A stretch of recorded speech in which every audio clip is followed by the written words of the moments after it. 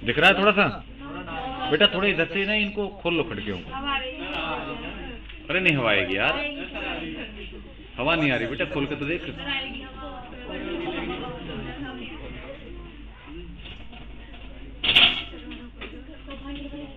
देख थोड़ा सा तो असर पड़ेगा। बस ऐसे हवा से डरोगे तो कैसे काम चलोगे? सब तो है ना, सब बांध बूंद के रखा है सब। मैं तो हावी पहन के आया हूँ, मुझे लगा कि बाद में धूप आ जाएगी ना तो गर्मी हो जाती है, लेकिन आज तो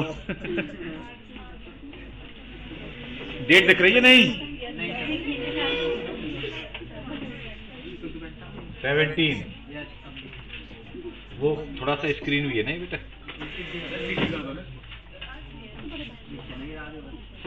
ऐसे करते हैं, ऐसे तो वीडियो में देखेगा और ज्यादा इधर नहीं हो सकती बेटा, इसका प्लेटफॉर्म है। बस बस बस और रहने दे।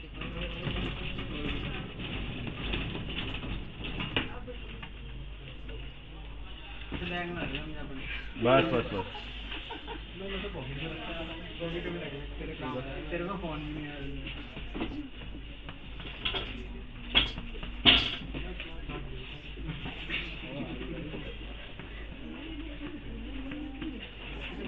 तो तब से सुबह से आज लाइट आई नहीं है।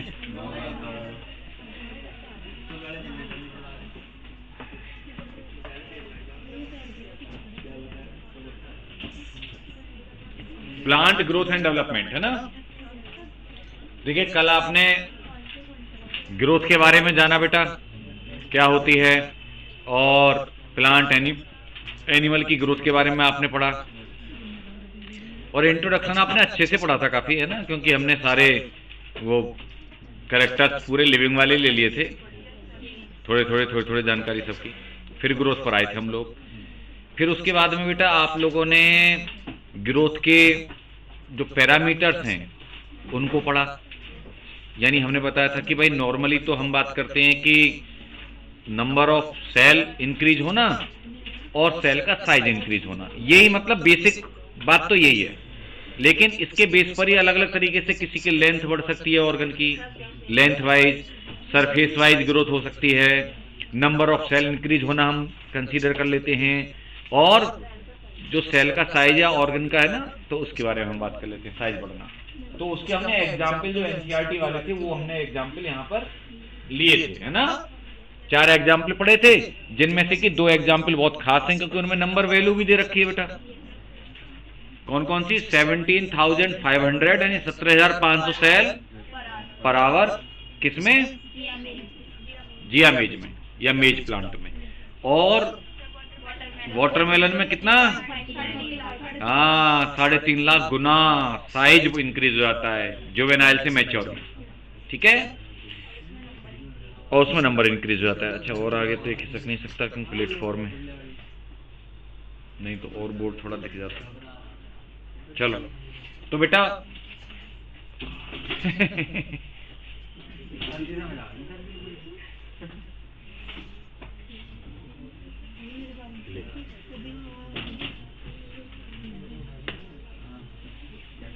तो बेटा इसके अलावा हमने ग्रोथ की फेजेस की बात की थी। फेजेस ऑफ ग्रोथ बोले तो हमने बताया था आपको कि मेरिस्टेमेटिक फेज होती है, एक इलोंगेशन फेज होती है और एक मैच्योरेशन फेज होती है। और बेटा उसको कोरिलेट करके बताया था कि जैसे प्लांट के रूट के पार्ट है ना अलग अलग, कि भाई रूट कैप रीजन, उसके बाद में मेरिस्टेमेटिक जोन आता है, फिर इलोंगेशन जोन आता है, फिर वो रूट हेयर वाला या मैच्योरेशन जोन आता है। तो उसी के अकॉर्डिंग ही है, जैसे मतलब सेल है ना जिस फेज में होती हैं उसी के तरीके से वो कैरेक्टर शो करती हैं। और बताया था कि आपको रटने की जरूरत नहीं है, दिमाग में रखिए कि अगर डिवाइड करने वाली सेल्स हैं बेटा, क्योंकि मेरिस्टेम की सेल्स कैसी होती हैं? डिवाइड करने वाली। तो अगर लगातार डिवाइड करने वाली फेज में हैं सेल्स, तो ये सिंपल सी बात है कि उनमें न्यूक्लियस वेल डेवलप होने चाहिए, ठीक है। अच्छा न्यूक्लियस वेल डेवलप होने चाहिए। दूसरी बात मैंने बताया था कि उससे ही रिलेट करके है ना आप बोलोगे कि भाई उसका साइटोप्लाज्म भी डेंस ग्रेनुलर होना चाहिए, मसाला तो होना चाहिए ना उसमें कुछ, जिससे कि उसे न्यूट्रिशन वगैरह मिले, है ना। और इसके अलावा अड़ोस पड़ोस से कम्युनिकेशन के लिए प्लाज्मोडेस्माटा ज्यादा होते हैं। हाँ, और थिन सेलुलोजिक वॉल होती है ना बेटा, कोई थिकनेस नहीं पाई जाती। तो ये कुछ ऐसे पॉइंट थे। वैक्यूल नहीं होती कुछ भी, है ना, होंगी तो बहुत छोटी छोटी, मतलब वैक्यूलेशन नहीं होता नॉर्मली, क्योंकि वो काम ही नहीं है ना, मेरिस्टेम का काम नहीं है। इवन मैं मेरिस्टेम की सेल के बारे में बोलूं, जैसे प्लास्टिड होते हैं ना, क्लोरोप्लास्ट वगैरह, ये सब ये भी अपनी बहुत इनिशियल स्टेज में होते हैं, प्रोप्लास्टिड स्टेज में। अगर मैं और बात बताना चाहूँ, मतलब चक्कर क्या, जैसे सारे प्लास्टिड होते हैं, इनका एक प्रिकर्सर होता है। प्रिकर्सर मतलब जिससे वो बनते हैं, कच्चा माल, उसको बोलते हैं प्रोप्लास्टिड। प्रो मतलब पहले, उनसे पहले बनने वाला। लवक जो होते हैं, लवक, तो वो क्योंकि इनमें काम ही नहीं है ना उनका। भाई मेरिस्टेमेटिक सेल का काम नहीं है ये कि खाना बनाना या उसको स्टोर करना, ये कोई काम नहीं है। उसका काम केवल क्या है, डिवीजन करना, केवल डिवाइड करती रहती है। फिर जब एलोंगेशन फेज में गए थे, तो एलोंगेशन फेज में जाने पर क्या हुआ था बेटा, कि वहां पर अब वैक्यूलेशन बढ़ गया था, वैक्यूल बनना शुरू हो गई बड़ी बड़ी, थिकनिंग सेल वॉल में होने लगी, है ना, सेल वॉल थिकनिंग होने लग जाती हैं और मॉडिफिकेशन होने लग जाती हैं। अच्छा, उसके बाद में ना फिर जब मैच्योरेशन में, तो वहां पे तो एक्सट्रीम बेटा डिपोजिशन हो जाता है, सेल वॉल थिकनिंग हो जाती है, ठीक है, सेल मॉडिफिकेशन हायर लेवल पे चले जाते हैं। खैर, अब हम यहां पर बात करने जा रहे हैं। अच्छा, कंडीशन से पहले एक बात और बता दूं, देखिए प्लांट में जो ग्रोथ है ना, दो तरीके से देखने को मिलती है। एक होती है प्राइमरी ग्रोथ, एक होती है सेकेंडरी ग्रोथ।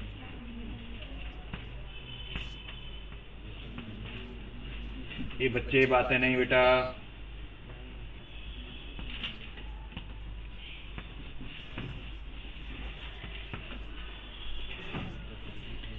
Primary growth. अब ये थोड़ा उन बच्चों को समझ में आएगा जब एनाटॉमी आप थोड़ा पढ़ लेते हैं। खुला रहने थोड़ा सा पीछे का। तो जब एनाटॉमी आप पढ़ लेते हैं ना बेटा, तो आप एनाटॉमी में जानते हैं कुछ चीजें आती हैं। ये प्राइमरी सेकेंडरी ग्रोथ वाली बात है। प्राइमरी ग्रोथ का मतलब है प्राइमरी प्लांट बॉडी बनना प्लांट की।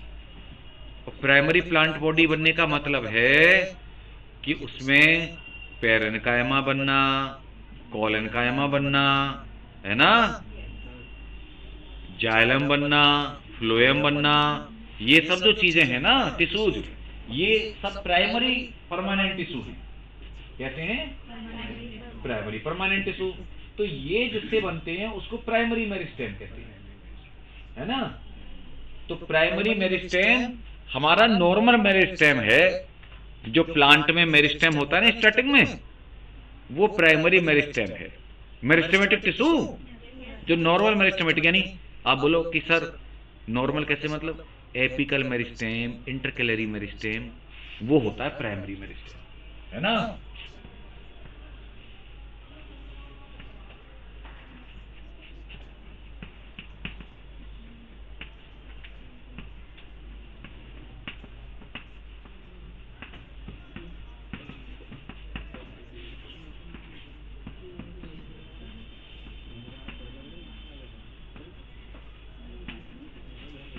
अरे लड़कों की आवाज क्यों आ रही है भाई, क्या चक्कर है। अच्छा, ये सभी में प्लांट बॉडी सभी में बनती है, चाहे कोई मोनोकॉट हो चाहे कोई डाइकॉट हो।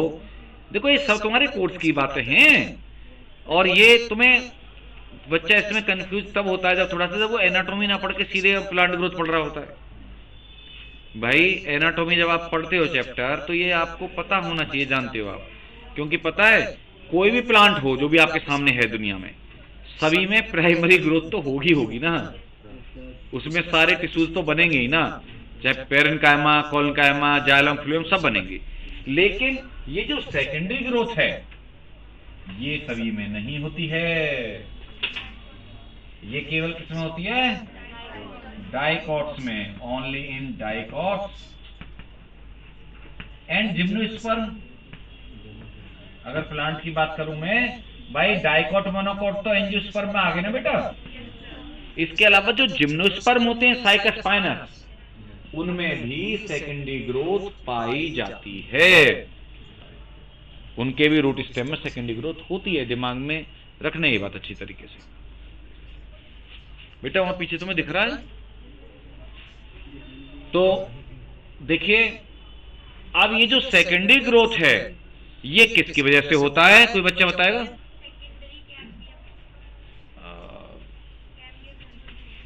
आधा अधूरा ठीक हो गया। और कोई बच्चा बताएगा? हाँ, सेकेंडरी मेरिस्टेम की वजह से होता है। किसकी वजह से होता है? सेकेंडरी कैम्बियम कोई चीज नहीं होती।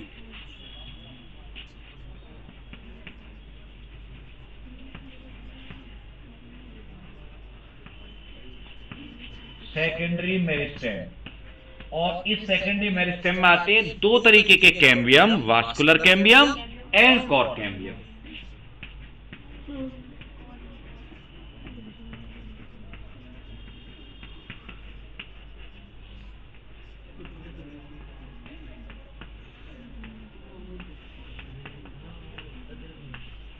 ठीक है ना बात? सेकेंडरी मेरिस्टेम के जैसे सेकेंडरी ग्रोथ होती है डाइकोट में और जिम्नोस्पर्म में, और उसमें दो तरीके के मेरिस्टेम होते हैं वो सेकेंडरी मेरिस्टेम बेटा। एक वास्कुलर कैम्बियम, देखो कोई लड़कों में से बताएगा वेस्कुलर कैम्बियम की जब एक्टिविटी होगी यानी डिवीजन होकर क्या बनेगा? कोई बच्चा ऐसा लड़कों में से बताएगा बॉयज में से? वास्कुलर कैम्बियम डिवाइड करके क्या बनाएगा? मतलब डिवाइड कर करके मेरिस्टेम है ना वो सेकेंडरी मेरिस्टेम, तो क्या प्रोड्यूस करेगा इधर लड़कियों में से? वास्कुलर कैम्बियम डिवाइड करके क्या बनाएगा बेटा? बताओ बताओ शाबाश, कोई बच्चे बताओ। हाँ शाबाश, और सेकेंडरी फ्लोएम बनाएगा, बिल्कुल सही बोल रहे। हाँ सही बोल रही है। एक्चुअली में सेकेंडरी टिश्यूज बनाएगा, सेकेंडरी परमानेंट टिश्यूज। जो वास्कुलर, देखिए शुरू में जो मेरिस्टेम था उसने बनाया था पेरेन्काइमा, कोलेनकाइमा ये सब, और जाइलम फ्लोएम। जाइलम फ्लोएम तो सब में होता है, लेकिन जिन प्लांट में सेकेंडरी ग्रोथ भी होती है उनमें जब जाइलम फ्लोएम बाद में बनते हैं ना, गर्थ में इंक्रीज होता है तब, तो उनको सेकेंडरी जाइलम, सेकेंडरी फ्लोएम बोला जाता है। बाद में बनने वाले, शुरू में बनने वाले तो प्राइमरी बोल सकते हो आप, बाद वाले सेकेंडरी जाइलम, सेकेंडरी फ्लोएम। ये तुमने पढ़े नहीं है सेकेंडरी जाइलम, सेकेंडरी फ्लोएम? तो ये वास्कुलर कैम्बियम बनाती है सेकेंडरी जाइलम, सेकेंडरी फ्लोएम, और कॉर्क कैम्बियम क्या बनाती है? कॉर्क कैम्बियम क्या बनाती है? कॉर्क कैम्बियम बनाती है, पता है कॉर्क कैम्बियम को फेलोजन भी कहते हैं, याद आ रहा है कुछ कुछ? और ये कॉर्क बनाती है एक तो, और सेकेंडरी कॉर्टेक्स बनाती है। कॉर्क को फैलम कहते हैं और सेकेंडरी कॉर्टेक्स को फेलोडर्म कहते हैं। एनाटॉमी पढ़ी थी? किसने पढ़ाई थी? तो खैर ये टिश्यूज की जानकारी। अब बेटा आगे बढ़ रहे हैं हम, ठीक है? ये तो हमने आपको यहां बताया कि प्लांट की जो ग्रोथ है वो दो टाइप की ग्रोथ होती है, ये एनसीईआरटी ने बोल रखा है शुरू में ही। जब हमने वो शुरुआत की थी ना पैरामीटर मेजरेबल ग्रोथ, उससे पहले ही थोड़ा सा बोल रखा है कि प्राइमरी ग्रोथ भी होती है और सेकेंडरी ग्रोथ भी होती है प्लांट में। अब हम जा रहे हैं ग्रोथ की कंडीशंस बताने के लिए, ठीक है? कि कौन कौन सी कंडीशंस जरूरी होती हैं, क्या क्या चीजें ग्रोथ होने के लिए चाहिए प्लांट को। चले आगे? मैं अभी आगे बोल रहा, चले आगे में प्लस वाला फिर एकदम से मुझे याद आया यार ये तो साफ करना पड़ेगा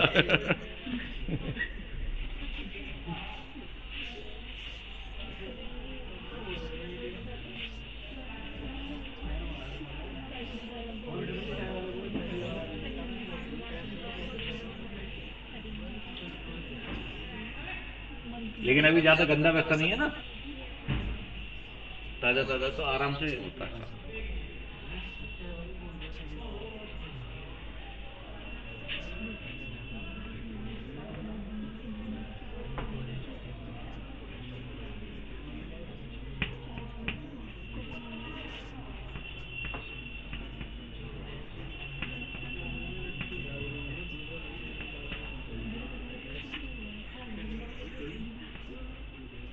conditions for plant growth. 4 conditions हैं बेटा, 3 तो मेन है। देखिए, एक तो होती है ऑक्सीजन, एक है वाटर, एक होता है न्यूट्रिएंट्स। क्या होता है बेटा? न्यूट्रिएंट्स। और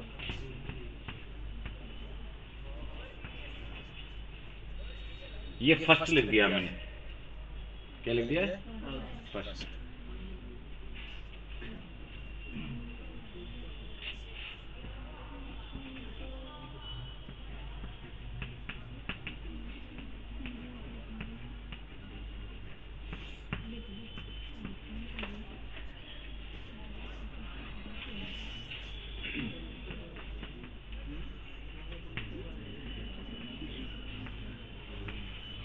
ये सब कुछ आपके एनसीईआरटी में ही से बोल रहा हूँ, सब है उसमें। ये ग्रोथ की कंडीशन बस आपके पैराग्राफ में वैसे लिखा हुआ है। देखिए, मैं ये बोलना चाह रहा हूं कि जो ग्रोथ के लिए कंडीशंस है ना, जो फर्स्ट वाली, वो तो एसेंशियल हैं। कहती हैं एसेंशियल, मतलब जिनके बिना काम नहीं चलेगा, बहुत जरूरी। तो अगर आपको क्वेश्चन आएगा, अगर उसमें एसेंशियल कंडीशन से लिख के आए, तो ये आपको 3 पिक करनी है। और अगर ये आए कि which of the following conditions affect plant growth, या है ना, तो फिर सारे आ जाएंगे। तो ये ध्यान रखना है। इनको मैं क्या लिख देता हूं यहाँ पे? एसेंशियल।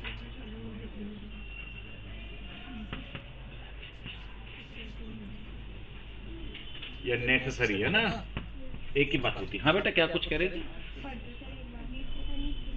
नीचे वाले नाम। अच्छा, देखो, पहले तो मैंने लिखा ऑक्सीजन, O2, वाटर, फिर न्यूट्रिएंट्स, है ना, उसके बाद ऑप्टिमम टेम्परेचर, या तो टेम्परेचर लिख दूं, उसमें फिर मैं बताऊंगा कि ऑप्टिमम टेम्परेचर होना चाहिए। सनलाइट और ग्रेविटी। ग्रेविटी, सारे के सारे 6 नाम आपके एनसीईआरटी में उसमें हैं। अब देखिए, ध्यान से सुनना, इनको इसी हिसाब से नोट कर लेना, ठीक है? जैसे मैंने सीक्वेंस में नोट किए हैं, तो 1 और 2 लिख के, और ऐसे एसेंशियल जरूर लिख देना बेटा, क्योंकि इस बात पे आपका क्वेश्चन सही होना गलत होना डिपेंड करेगा। ठीक है? सबको एक ही पैरामीटर से नहीं आप ले सकते, मतलब सभी को एक बराबर नहीं मान सकते। 3 शुरू की बहुत ही खास है।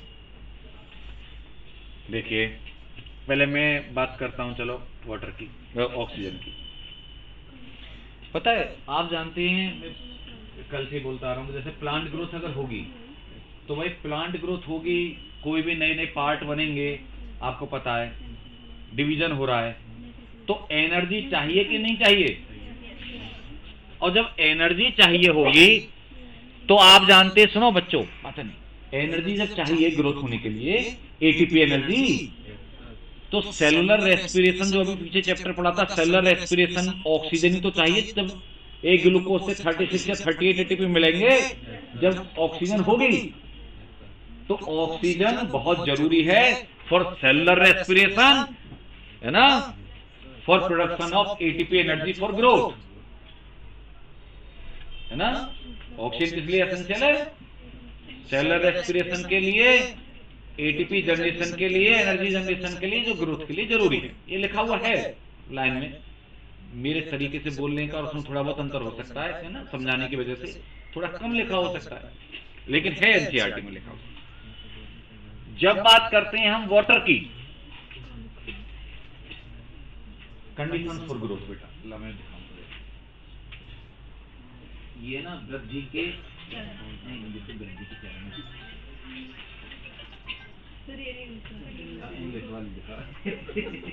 देखिए इसके बाद में थोड़ा, ये बीच में ये आ गया है ग्रोथ रेट के बाद में, मैं पहले उसका आ गया ना, ये दफाएं, वृद्धि के लिए दफाएं, ये रहा कंडीशंस फॉर ग्रोथ बेटा, इंग्लिश वाले में 244 के, उसके ग्रोथ रेट के बाद में देखना आप लोग, मिलेगा ना, यहाँ मिलेगा, ये सारे नाम मिलेंगे आपको। वो तो टॉपिक है आगे पीछे, ग्रोथ रेट पे आऊंगा मैं बाद में, चिंता मत करना। तो बेटा, तो देखो ऑक्सीजन का बताया मैंने, कि ऑक्सीजन किस लिए जरूरी है? एनर्जी देने के लिए। एटीपी एनर्जी सेलुलर रेस्पिरेशन करा के बेटा, ऑक्सीडेशन फूड का करा के एटीपी एनर्जी देगा। अच्छा, वाटर का क्या रोल होता है? देखो ध्यान सुनो, पानी, एक बात तो यह, चाहे आप फिजिक्स केमिस्ट्री बायोलॉजी कुछ ही पढ़ रहे हैं, कि वाटर के बारे में क्या एक स्टेटमेंट ये रहता है कि ये यूनिवर्सल सॉल्वेंट होता था।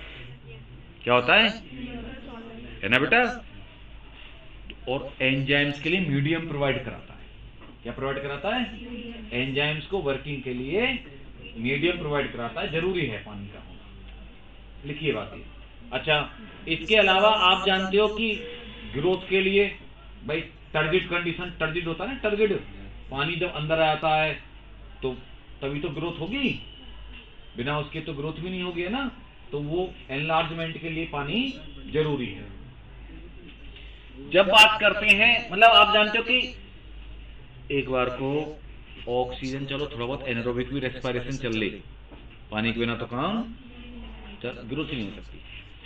हर किसी ऑर्गेनिज्म में, बॉडी में, प्लांट की बात छोड़ो, एनिमल की, किसी की भी ले लो, 60-70% से कम तो बॉडी में किसी के भी पानी नहीं है, ना एनिमल ना प्लांट। मतलब है ना, लगता है कि पानी कहाँ है, 60-70% से कम तो किसी में भी नहीं। और प्लांट में तो और ज्यादा 80-90% तक वाटर होता है प्लांट बॉडी में। खैर, अब हम बात कर रहे थे न्यूट्रिएंट्स। तो वही वाली बात, अभी जैसे अपन लोग कह रहे थे कि भाई ग्रोथ होने के लिए नए नए वो बनेंगे, है ना, सेल्स बनेंगे, पार्ट्स बनेंगे, तो एनर्जी चाहिए। ऐसे ही जब सेल का प्रोटोप्लाज्म बनेगा, साइटोप्लाज्म, तो उसके लिए न्यूट्रिएंट्स नहीं चाहिए। एक कैल्शियम, मैग्नीशियम, है ना, नाइट्रोजन, पोटेशियम, ये सारे के सारे जो मिनरल्स हैं, ये चाहिए नहीं चाहिए? और प्रोटीन, कार्बोहाइड्रेट, सारे न्यूट्रिएंट्स हैं बेटा। तो ये न्यूट्रिएंट्स की जरूरत है प्रोटोप्लाज्म की सिंथेसिस के लिए, तभी तो नई सेल बन पाएंगी। आप देखें एनसीईआरटी में पढ़ के कि आपको इसी तरीके से ये समझ में आएगा, पढ़ा हुआ देखें आप जरा, उसमें पहले पैराग्राफ में ही ये तीनों के बारे में दे रखा होगा बेटा।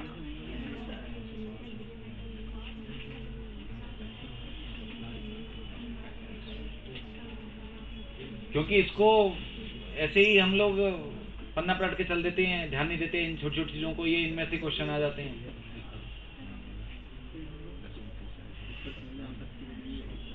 जब से प्लांट फिजियोलॉजी के 2 चैप्टर कम हो गए ना, तो इनकी वैल्यू बाकियों की तीनों की बढ़ गई है। पहले 5 चैप्टर होते थे बेटा, एक होता था ट्रांसपोर्ट, अगर तुम्हें पता हो, हाँ, और एक होता था मिनरल न्यूट्रिशन, और सीधे तीसरे से शुरुआत हो गई फोटोसिंथेसिस। देख लिया पढ़ के? अब देखो, अब इनके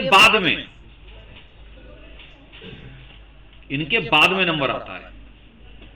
मैं अभी लाइन पढ़ के दिखा दूंगा, देखो तुम्हें, तुम समझ जाओगे उस लाइन से कि इनकी तो बात अलग है, ये तो एसेंशियल वाली बात होगी, नेसेसरी। इनके बाद में नंबर आता है टेम्परेचर, कि ये भी देखने को मिलता है कि एक सही टेम्परेचर होना, है ना, वो भी रिक्वायरमेंट होती है ग्रोथ के लिए।